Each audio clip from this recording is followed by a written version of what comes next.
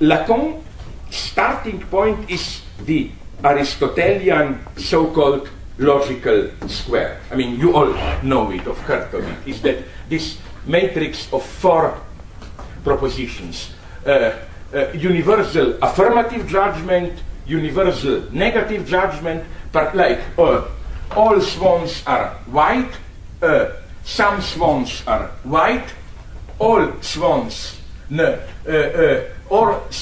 are non-white, some swans are non-white. Okay, so you will say, what's the problem here?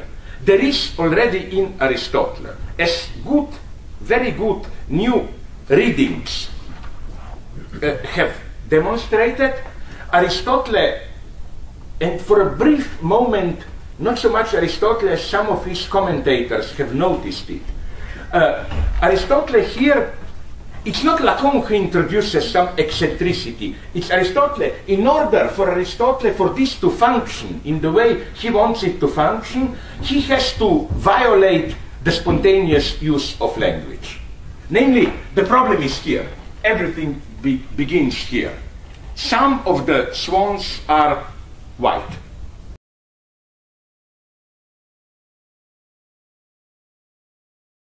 Some swans are white. And maybe you know, if you know a little bit of history of logic, there was a great debate after Aristotle about how to read the particular affirmative judgment. There is a minimal and the maximal way called. The minimal way, the problem is this one, precisely how particular judgment relates to universal one. Some swans are white. Does this mean, but some are not? Or does this mean, at least some, but maybe all are white? And as already early Aristotelians noticed, because for the need of logical consistency, Aristotle opts for the minimal reading, that is to say, non-exclusive reading, like some swans are white, doesn't exclude that all are white. It only means some are. But as a minimum of sense, common sense, sensitivity for language tells you, in our ordinary language, it's rather the opposite. When you say some men are beautiful, it usually means, but some are stinking pigs. You know what I mean? It's precisely, the implication is stronger, is that not all are.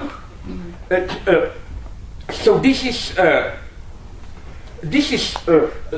the first thing Lacan does, and maybe this is the beginning of it all, is to just return to ordinary language here, to read the particular, to instead of, you know, with Aristotle, contradiction or contrariness is here.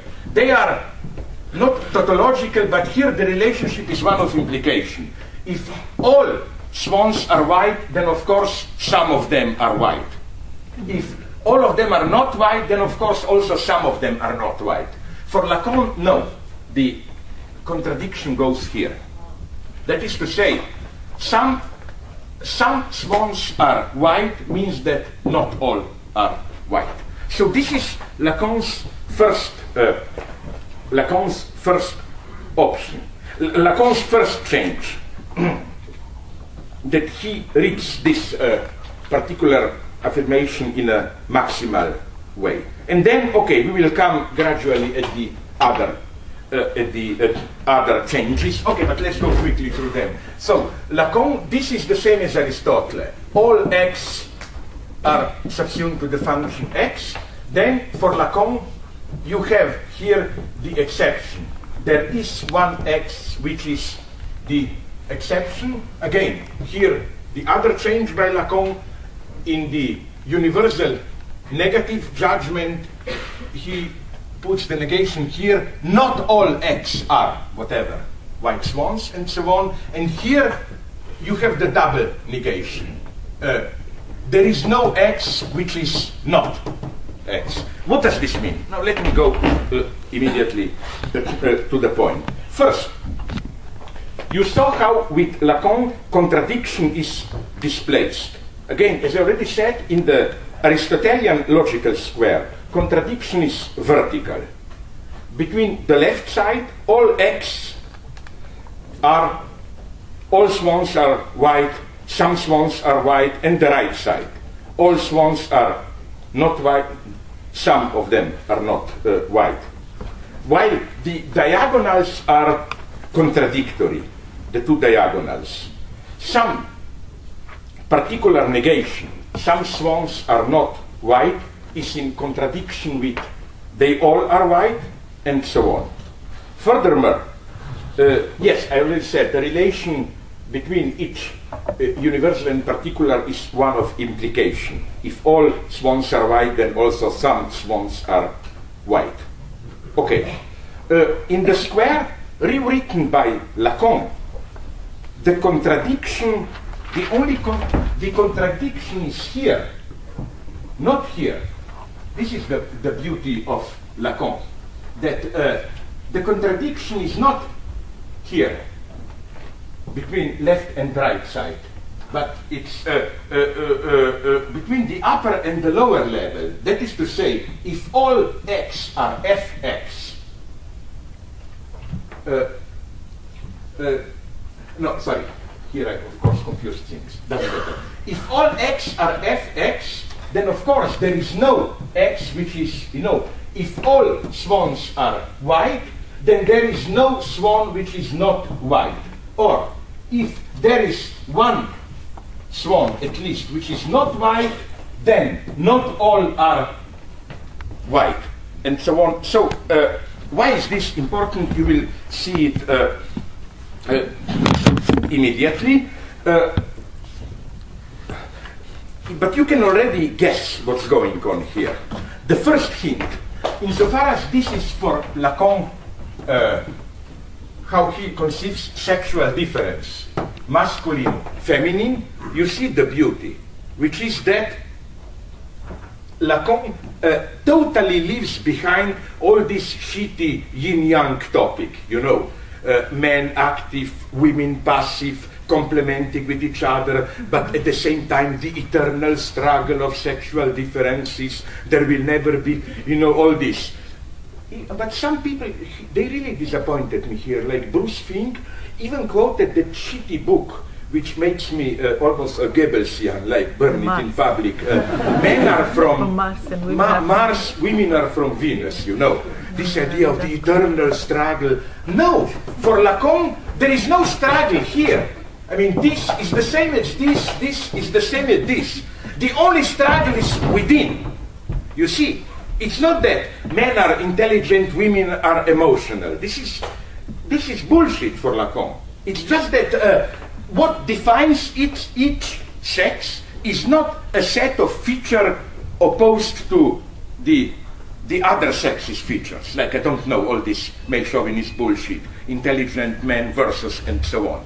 No, each sex, there is a constitutive of sexual difference. Coming earlier than it, there is a certain radical contradiction. For Lacan, it's ultimately the tension between big other and jouissance. And what accounts for sexual difference, again, is the different ways just to assume this contradiction.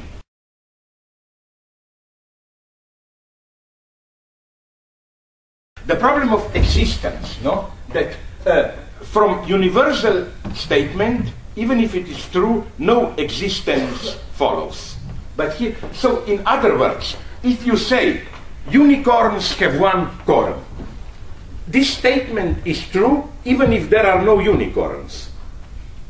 Mm-hmm. But if you say some unicorns have one corn, this means they must exist. And Lacan takes this absolutely literally.